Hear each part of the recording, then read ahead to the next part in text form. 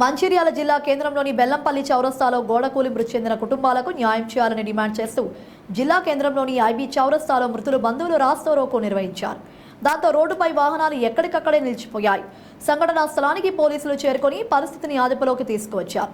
ఈ సందర్భంగా మృతుల కుటుంబ సభ్యులు మాట్లాడుతూ ఇంటి నిర్మాణం జరుగుతున్న సమయంలో గోడ మీద కూలి మృతి చెందిన కుటుంబాలకు న్యాయం జరగాలని, ఇంటి యజమాని మృతి చెందడంతో వారి కుటుంబాల రోడ్డున పడ్డాయని ఆవేదన వ్యక్తం చేశారు. తమకు న్యాయం జరిగే వరకు పోరాటం ఆపేదే లేదని స్పష్టం చేశారు.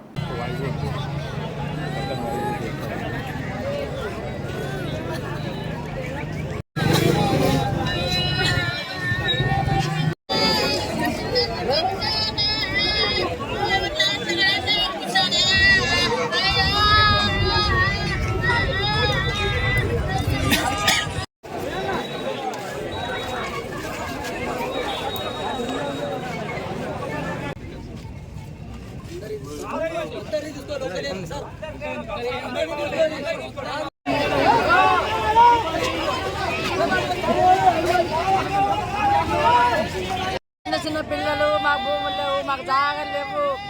మేము పూటకు పని చేస్తే బతికేటోళ్ళం. ఒక్క శవం కాక 3 శవాలు పోయినాయి. 2 బైక్ ఎక్కినాయి. చేస్తే ఎమ్మెల్యే వచ్చి మాకు ఏదో నిర్ణయం చేయాలి. నెల రోజులు కానీ వచ్చి మాకు న్యాయం చేయకుండా ఆడేసి చేసుకుంటాం. బస్సులు ఆఖడికి ఎండకు దూపగా చచ్చుకుంటా ఉన్నాం. మాకు ఎమ్మెల్యే రావాలి, న్యాయం చేయాలి. న్యాయం చేయకుంటే ఏ శవాలను తీసుకుపోయి అదే సాగలేసి ఆన్నే ఉపాసం ఉప్పు చచ్చుకుంటానే ఉంటాం. ఎమ్మెల్యే ఖచ్చితంగా రావాలి.